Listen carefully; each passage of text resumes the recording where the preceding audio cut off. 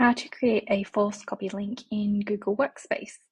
So this little tip will work on all workspace documents. I'm just demonstrating in a Google Doc, but this will also work in a Google Sheet, for example. So the first step is to update your access settings. So for this to work, you need to make sure that anyone with the link can view, and then hit save. Now the next step is to just get your URL. So one way to do that is essentially just copying from the URL in the browser. You can then delete everything that is after the number string. So everything after the / and before the edit. So we delete that and we just replace it with the word copy. Now, if we copy and paste that and open it in our browser,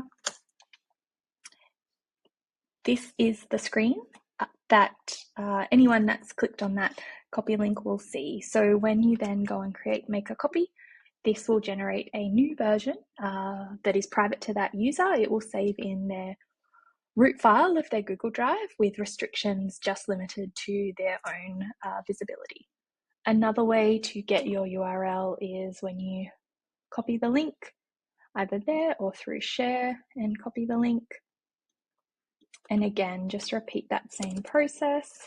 So anything here we want to get rid of, replace with the word copy.